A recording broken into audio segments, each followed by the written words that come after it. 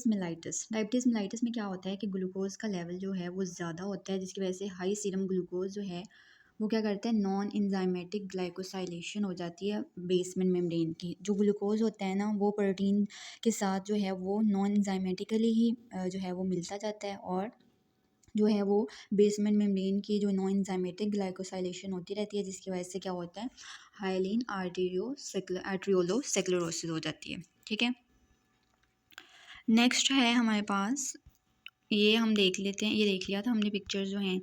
ठीक है, अब और इसमें क्या दिया हुआ है कि डायबिटीज़ मेलाइटिस में क्या होता है कि जो हमारे पास होते हैं ना, एफरेंट आर्टेरियोल जो है वो इतना इफेक्ट नहीं होता, लेकिन इफरेंट आर्टेरियोल जो है वो ज़्यादा इफेक्टेड होता है। जैसे कि अगर ये एक स्ट्रक्चर है, अगर मैं ड्रा करूँ ग्लोमेरुलाई का,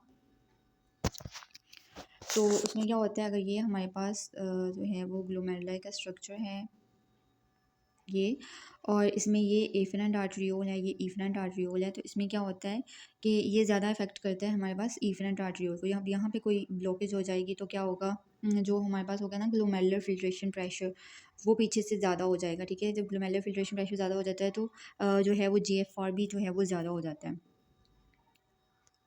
तो ग्लोमेरुलर इफरेंट आर्टरियोल जो है वो ज़्यादा इफेक्टेड होता है than efferent arteriole, leading to high glomerular filtration pressure. तो जब ग्लोमेरुलर फिल्ट्रेशन प्रेशर ज़्यादा हो जाएगा तो GFR भी ज़्यादा हो जाएगा, और हाइपर फिल्ट्रेशन की वजह से क्या होगा, हमारे पास जो एल्ब्यूमिन है ना वो ज़्यादा से ज़्यादा जो है वो एक्सक्रीट होगी, जिसकी वजह से माइक्रो एल्ब्यूमिन यूरिया हो जाएगा, यूरिन में एल्ब्यूमिन हमें ज़्यादा मिलेगी, जिसकी वजह से इवेंचुअली क्या होगा, नेफ्रोटिक सिंड्रोम जो है वो डेवलप हो जाएगा।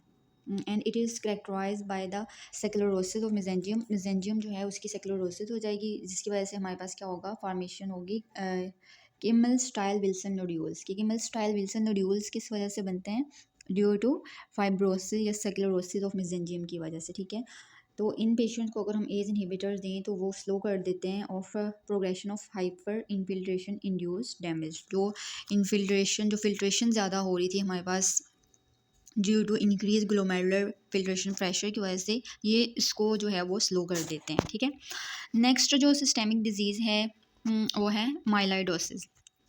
माइलाइडोसिस में क्या होता है, kidney is most commonly involve organ in systemic माइलाइडोसिस।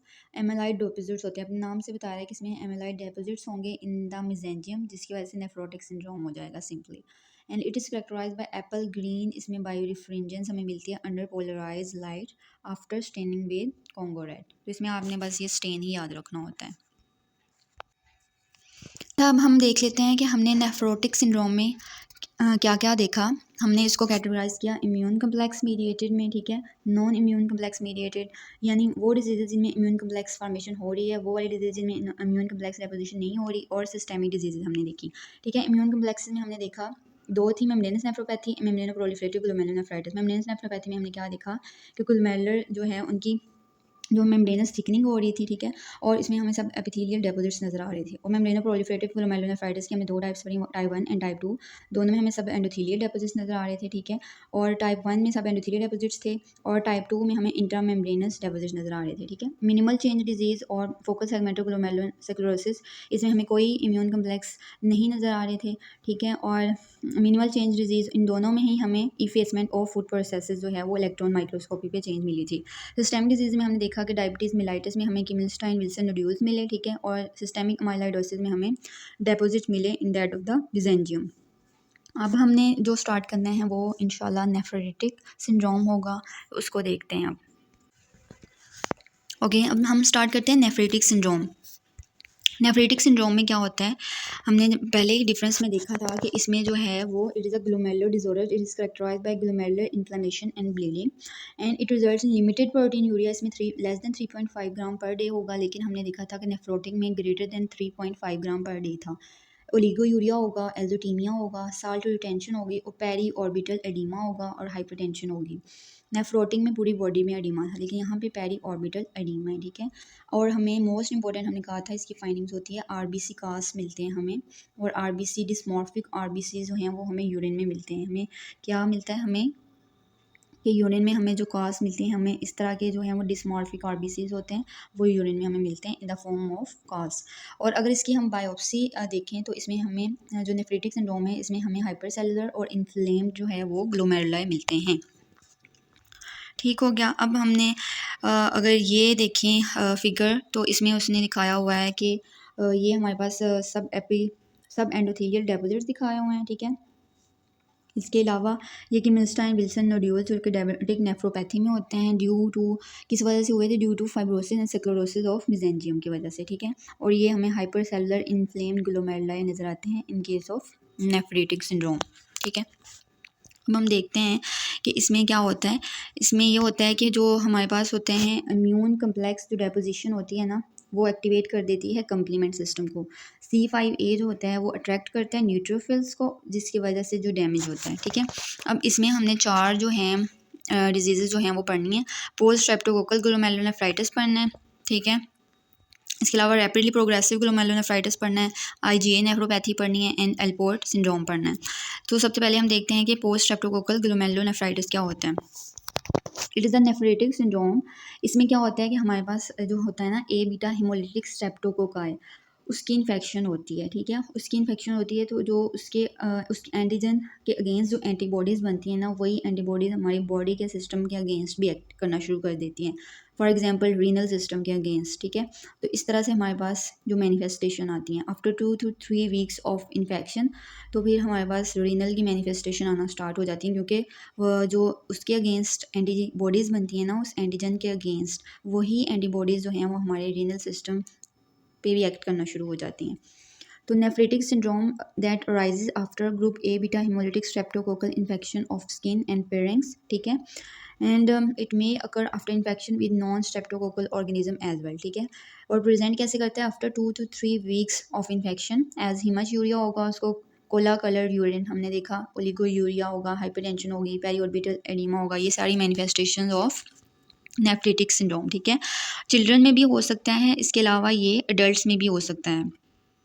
अब हमारे पास H&E पे हमें कैसा नज़र आएगा, हमने देखा था कि बायोप्सी जब भी करते हैं तो हमें क्या मिलता है, हाइपर सेलुलर ग्लोमेरुलाई मिलते हैं, ठीक है। हाइपर सेलुलर ग्लोमेरुलाई और इन्फ्लेम्ड ग्लोमेरुलाई मिलते हैं हमें।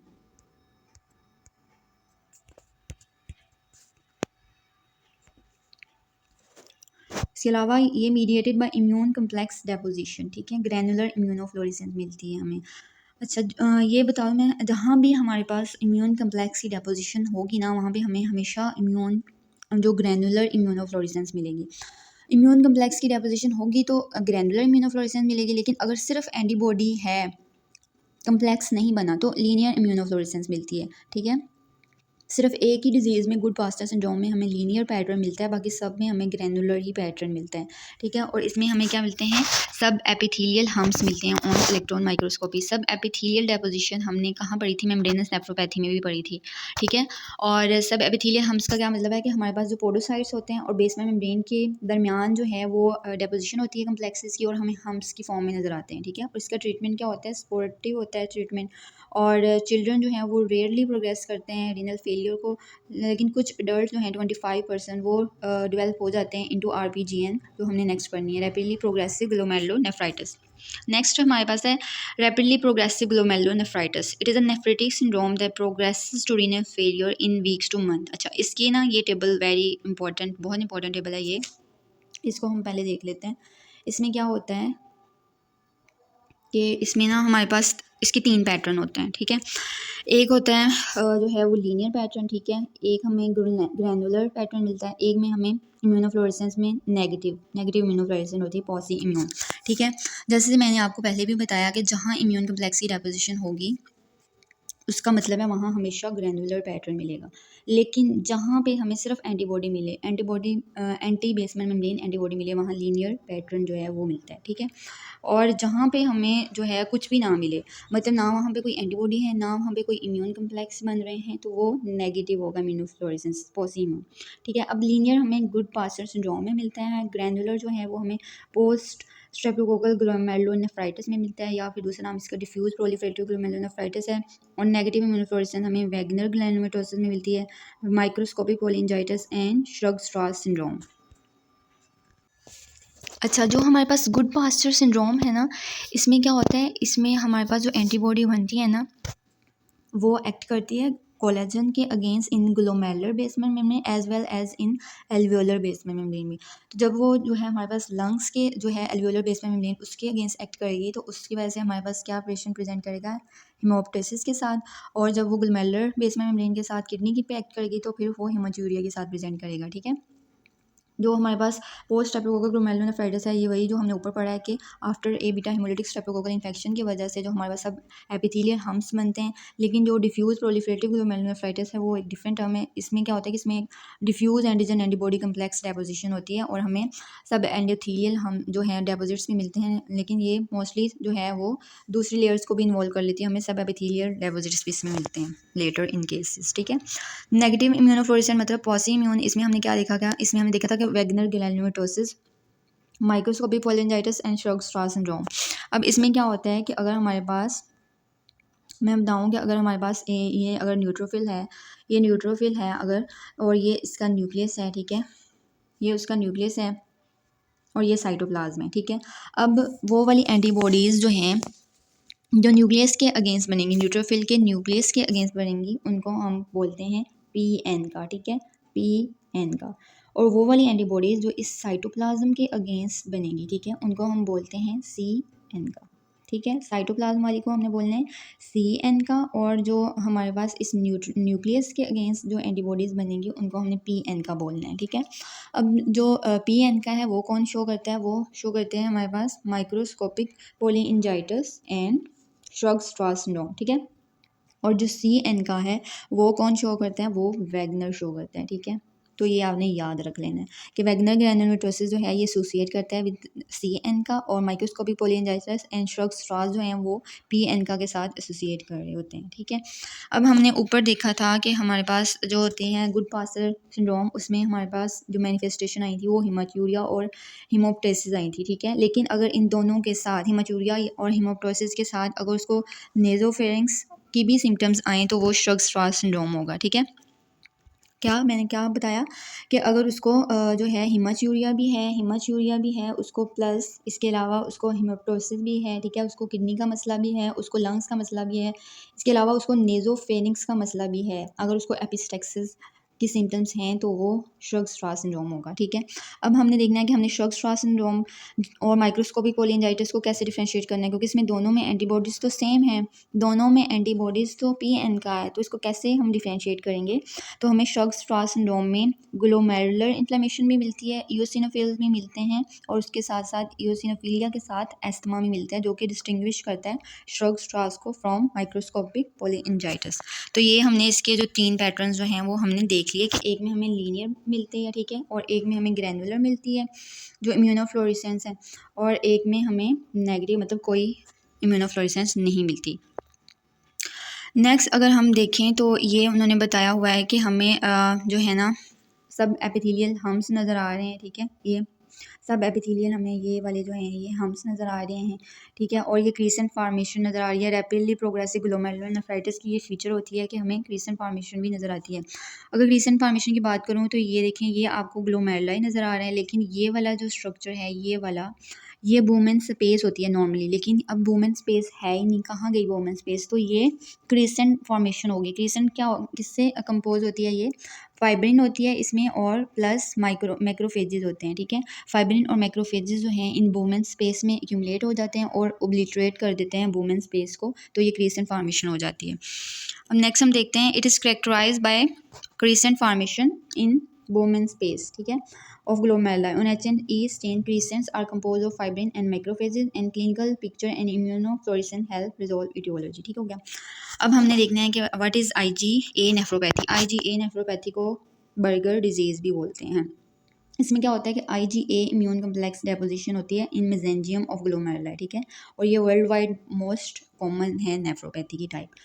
और ये कैसे प्रेजेंट करती है ड्यूरिंग चाइल्डहुड में, कैसे growth microscopic हेमाटूरिया with RBC cause usually following mucosal infections, gastroenteritis. अच्छा, उन लोगों को जिनको गैस्ट्रोएंटराइटिस हुआ होता है ना, तो उनमें क्या हुआ होता है आईजीए के लेवल जो हैं वो ज़्यादा हुए होते हैं। आईजीए के लेवल जब ज़्यादा हुए होते हैं ना, तो वो आईजीए जाके डेपोजिट हो जाता है इन द मेसेंजियम, जिसकी वजह से ये मैनिफेस्टेशन आ जाती है। ठीक है, IgA immune complex deposition in the mesangium हमें मिलती है ऑन इम्यूनोफ्लोरेसेंस। ठीक है, और ये स्लोली प्रोग्रेस कर जाता है इनटू रीनल फेलियर। ठीक हो गया। नेक्स्ट हमारे पास है एल्पोर सिंड्रोम। तो इसमें से एमसीक्यूज एक ज़रूर आता होता है, और इसमें क्या होता है कि इनहेरिटेड इफेक्ट होते हैं टाइप 4 कोलेजन, और ये एक्स लिंक्ड होता है। अब हमारे पास टाइप 4 कोलेजन जो है वो इंपॉर्टेंट जो है कंपोनेंट है बेसमेंट मेम्ब्रेन का। ठीक है, तो उसकी वजह से क्या होगा, splitting of glomerular basement membrane भी हो जाएगी। इसके अलावा हीमेच्यूरिया होगा, सेंसरी हियरिंग लॉस होगा, ओक्यूलर डिस्टर्बेंस होगी। ठीक है, क्योंकि इन सब में जब हमारे पास कोलेजन ही नहीं होगी तो हमारे पास जो आँख में अगर डिस्टर्बेंस होगी तो फिर ओक्यूलर, अगर हमारी आई में नहीं कोलेजन होगी तो फिर ओक्यूलर डिस्टर्बेंस होगी, ईयर में कोलेजन नहीं होगी तो हियरिंग लॉस होगा। और इसी तरह अगर हमारे पास ग्लोमेरुलर बेसमेंट मेम्ब्रेन की कोलेजन टाइप 4 जो है वो डिफेक्ट होगा तो उसमें उसकी वजह से हमें हिमेच्यूरिया जो है वो होगा। ठीक हो गया। तो यहाँ तक अब हमने देख लिया कि नेफ्रेटिक सिंड्रोम की जो 4 डिजीज़ेज़ थी उनकी हमने प्रेजेंटेशन देख ली। नेक्स्ट वीडियो में इंशाल्लाह हम यूरिनरी ट्रैक्ट इन्फेक्शन स्टार्ट करेंगे।